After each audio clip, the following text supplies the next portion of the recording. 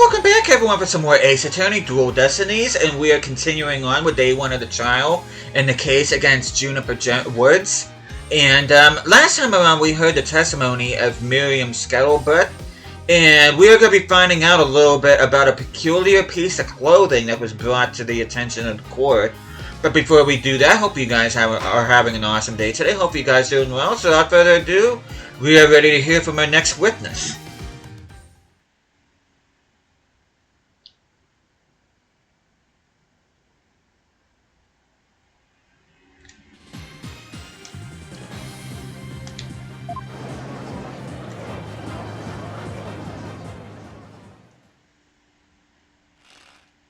Hello there, Robin. Will the witness please state his name and occupation? I'm Robin Newman.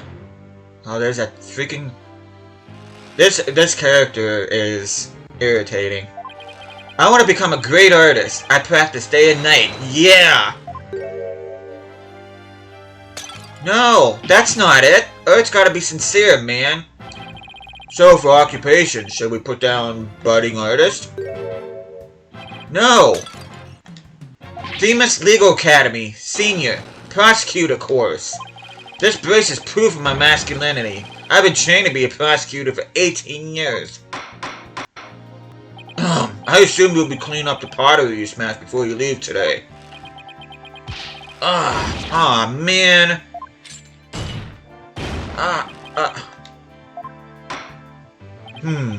Seems the witness has finally settled down. Guess nothing faces the judge after all these years. You may proceed with your testimony, Mr. Newman. Specifically, the court wishes to hear why you had fluorescent paint on your hand. Witness testimony. Why I touched the costume. I went to see Juniper in the dressing room, but she wasn't there. When I walked by that frilly costume, I was like, whoa! The mannequin it was on, it was about to fall on me. I got that paint on me when I caught it, but I never put it on. That's just stupid. Whatever you say. Your Honor, I recommend a short therapy session for the witness.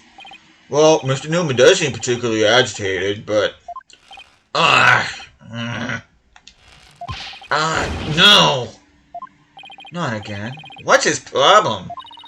I sensed it the moment Robert took the stand. The discord in his heart. So, you think he might be hiding something? Probably.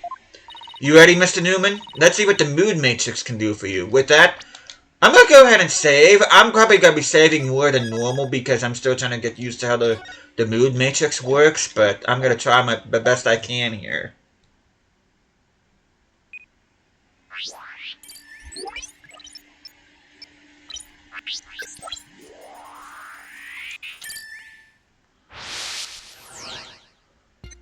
I went to see Juniper in the waiting room, but she wasn't there. When I walked by the frilly costume, I was like, whoa. And we are going to be pinpointing happiness. Got it. When you mentioned the stage costume, I sensed a sudden, powerful feeling of joy. Would you care to explain, Mr. Newman? Wait, what? Well, why would a frilly scarf thing, a long skirt, make me feel like that? I don't know, but you seem awfully interested in that costume for some reason. You didn't happen to put it on, did you? But like, I'd be into that kind of thing. I'm a dude, I'm into braces. You don't think? Robin's actually got a thing for Juniper's outfit, do you? Oh, come on, isn't it obvious? You're enjoying this a bit too much, Athena. No way, man! The mannequin came falling toward me, so I stuck up my hand to stop it. End of story. That's a new piece of information. Time to run an update.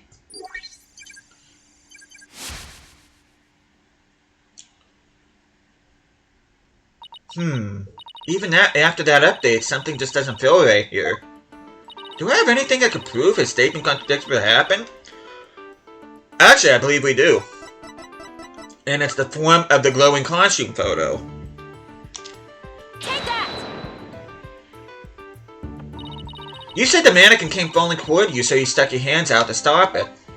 If so, then the fingers of your hands would have been pointing outward like this. But that's not what handprints show. In fact, this looks more like just your thumbs and the base of your palms.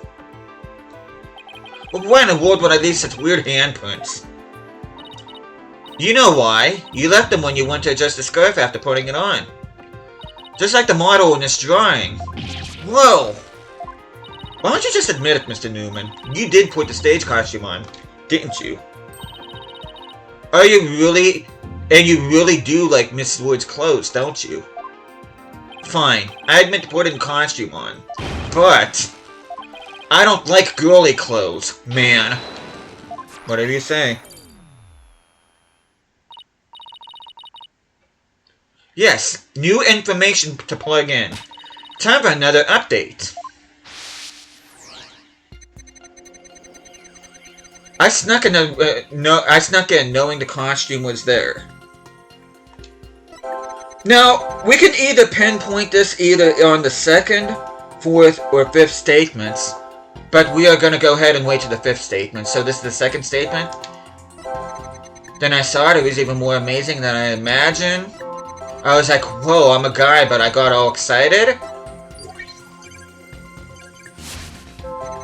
It's true, I did put on girly clothes. And we're gonna pinpoint sadness. There, another emotion that doesn't fit. So what? You're really starting to get on my nerves, man. Mr. Newman, you got excited when you put the costume on, but you also felt sad. Who cares if I felt sad? It's no big deal. Okay, Mr. Newman, out with it. Why did you feel sad? You're hiding something, aren't you? Oh, no! You're not fooling anyone anymore. Now tell us why you were sad. Okay, fine. If you're gonna be that way, I'll tell you. The reason why I felt sad is... No matter how much I dress up, I'll never be as pretty as Juniper. Well, no offense, but his habit of shouting at the top of his lungs doesn't exactly help. No, that's not it! I totally owned those girly clothes. I should have been totally pretty. But, there's something that keeps getting in my way. Wow, that's a whole lot of anger and raw emotion right there. His heart is crying out in pain. His emotions are out of control. Out of control emotions. We saw those during the Ninetales Veil incident. So all we have to do is find the source of his uncontrollable anger, right? Right. Let me look for a conflict between his statements and the images we see. If we can find that, we can wrestle him away from whatever's tormenting him. Mr. Newman said that there's something getting in the way of him being pretty. Something that doesn't go with girly clothes. What could it be? Fine, I'll testify, man.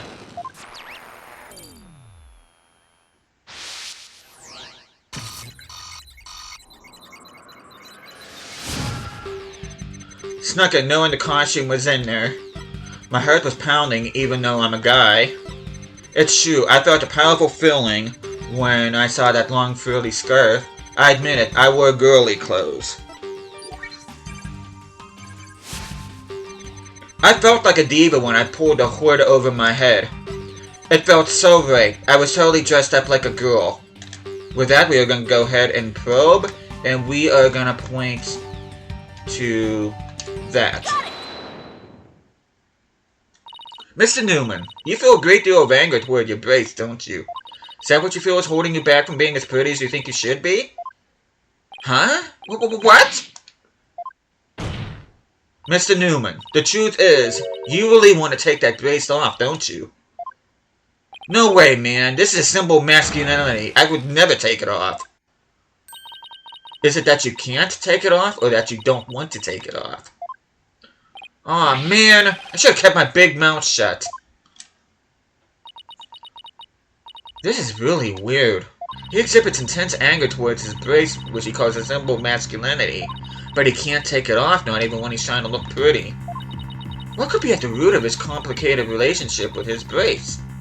I have a feeling we're on the verge of uncovering an earth-shattering secret. Athena, you okay? Seems Robin is still hiding a secret. A big one. Bigger than the fact that he's secretly jealous of Juniper's looks? Yes, at least I think so. No, it can't be. I just thought of something, but it's totally insane. Mr. Newman. Well, what? I'm onto your little secret. If I'm correct, it's not very little at all. It's huge. And with that, we are going to go ahead and save. Because I don't feel like doing that over again, just in case I screw up. This sounds completely insane, but it's the only possibility left. Want to be pretty like a girl? You hate girls? Or that you're a girl? Mr. Newman, or should I say, Ms. Newman. You are, and always have been, a girl. What? Have you lost the plot, Athena? No, I'm completely serious. I don't have any direct evidence. But that's why Robin's hurt is shouting out loud and clear. Hold it! I think you still think you totally lost it. I mean, Robin reeks of testosterone. How could he possibly be a she? I, for one, have never seen a girl who shouts like a maniac all the time. Oh. I've seen plenty of witnesses in my day. But if he's a she, then she's the most convincing actress I've ever encountered. Therefore, let me pronounce my verdict. Robin Newman is without question a man. Oh. You are now truly Justice Sterno's equal in one area. You are just as equally insane. Never in the history of this planet has there been a finer specimen of the masculine spirit.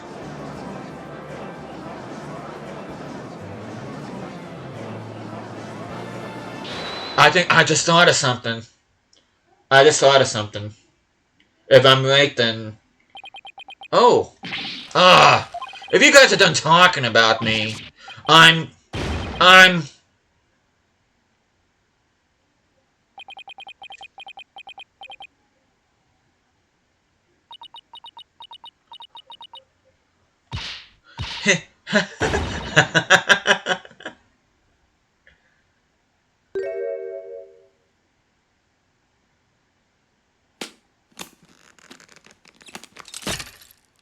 And the brace comes off. Ah! The brace! It's...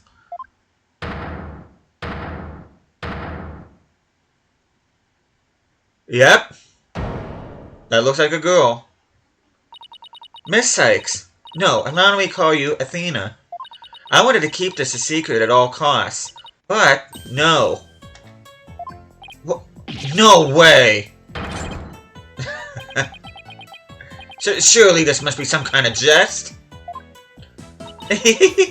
No, it's for real. I'm a girl, body and soul. If you don't believe me, I'll give you a P-E-E-K.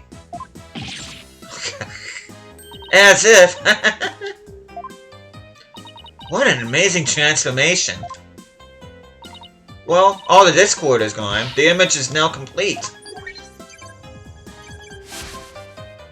There we go. She's pretty, I do have to say.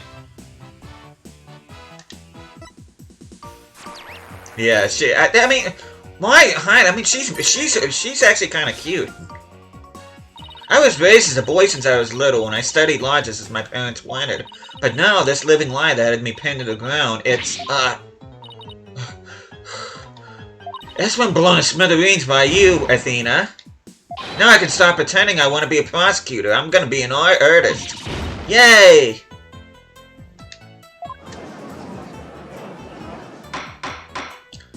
Order! Order! What a shocking development. He really did turn out to be a she. Eek! Why is everyone looking at me like that? I feel like a movie star or something. But no paparazzi, please. I value my privacy. Okay, no picture, you'll regret it, man. Am I just imagining things, or is Robin even more hyper now when she was a he? I don't know. Maybe it's because she finally got her troubles off her chest. Literally. This is all well and good, but does he being a she actually change anything? I think it does, and I'll tell you why here in a minute. The fact that the witness is actually a girl does change things, because there's now a piece of evidence that we must reevaluate. Very well. Let's see what defense has for us now. What piece of evidence must we reconsider now that we know that this witness is a girl? Now, if you remember in the last episode, we heard the tape recorder, and we assumed that the female voice in the tape recorder was Juniper, but now, because of this revelation, I'm tending to believe that it's Robin, so I'm going to go ahead and present this. Take that! This is what I'd like the court to reconsider. Oh, the tape recorder, the one that recorded the threat. You are goner. That's right. And we have already established that it's a female voice in the recording. Of all the students who could have moved to the English, Teddy. Of all the students who could have moved the body before the mock trial was to start, our client was the only female to exclude Miss Scuttlebutt because of her alibi, and that is why the tape recorder made our client the prime suspect. Ah, so then... That's right. The witness just revealed that she's a girl. Therefore, if we are using the voice in this recording as a basis for hurling accusations, this witness must be labeled a suspect too. Oh. Oh no. Wow. Talk about a sudden turn of events. You've done it. You found a hole in one of the prosecution's key pieces of evidence. Yeah, but wow, that's a lot of work for a single one. Objection! Not so hasty now. You're forgetting that only one person here was privy to the script. Ergo, Miss Juniper Woods is still the prime suspect. Objection! But Miss Newman hid the fact that she was a girl, both at the crime scene and in court. I'd say that puts her in camp suspicious. Eek! That's not nice, Athena. How can you accuse me of being a killer? I mean, I'm just a weak, innocent little girl. Just thinking about that murder makes me... Objection! Suspicious is as suspicious does. Undoubtedly, the witness does have some sort of connection to this crime. Perhaps a newfound lady is merely feigning ignorance. We could surmise that she lent support to the principal offender, Juniper Woods, by leading Miss Scuttlebutt to the body. That would make her an accessory to the crime. How can you say that? I'm not an accessory to any crime, Mr. Birdman. Objection! Birdman? In any event, with the witness as an accessory, it explains quite a bit, does it not? Objection!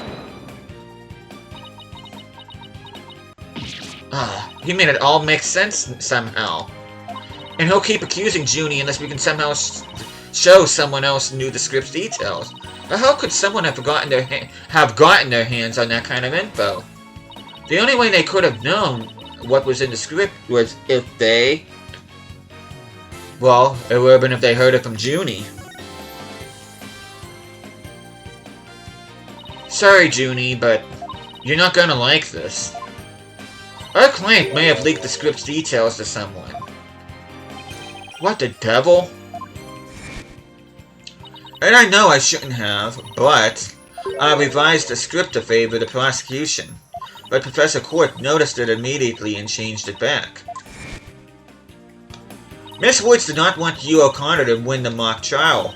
That's why I believe she leaked the details to the witness, Robin Newman. I get it. If Robin won, Hugh wouldn't be able to confess to Juniper. Right, Junie was probably trying to keep their friendship from becoming awkward. How could you, Athena? What a bunch of bull. I never heard a word about the script from Juniper. Never, ever. Objection! You sure? Can you look at me in the eye and swear you didn't? B.A.D., Athena. You don't have any evidence. I don't? Ugh. Actually, we might have just the thing. Really? Yeah, one of Robin's lines I read when we were reenacting the mock trial. Here's a shot of the crime scene. Ironically, it was Professor Court who posed as a corpse. At her forehead, how did the mock trial participants react to this photo? Mr. Newman was surprised by what Professor Court was wearing. Robin said, "Oh, the green sweatsuit." S-U-R-E. I might have said that, but so what? Well, think of it this way, Athena. Which way exactly? If I told you that I'd be wearing a blue suit today, but then showed up wearing what I've got on now, what would you say? Oh, the red suit. I think I got it. Your Honor, we have evidence proving that Miss Newman knew the contents of the script. The defense moves to present said evidence to the court. Very well, Miss Sykes. Present away. Let me go ahead and save.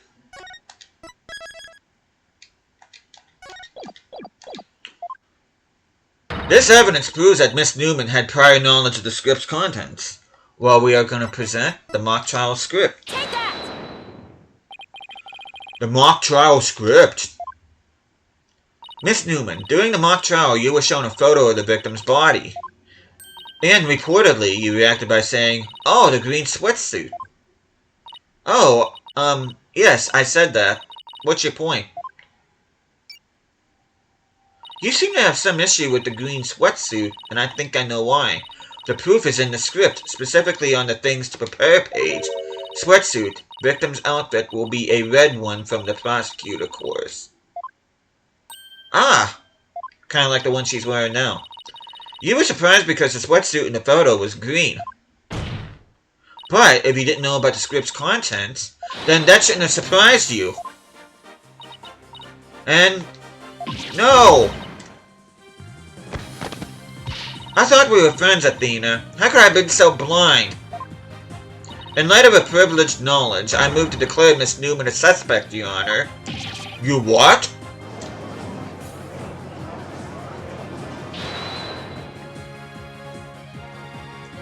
If knowing script details makes me a suspect, then there must be others besides me. I mean, someone else could have also seen Professor Court's note. Note? What note?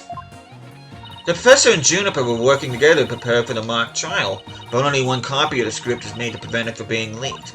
But that gets kinda inconvenient, right? You're not seriously gonna suggest.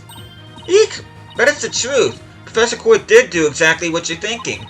She didn't write down any of the proceedings or the truth behind the case, but she did write a note to herself about the props and details about the victims. B-O-D-Y.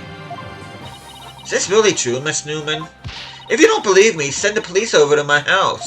Tell them to check the pictures on my camera. Thought it might give me an advantage. So I took a picture of the note. I'd say she's telling the truth. Wait a sec.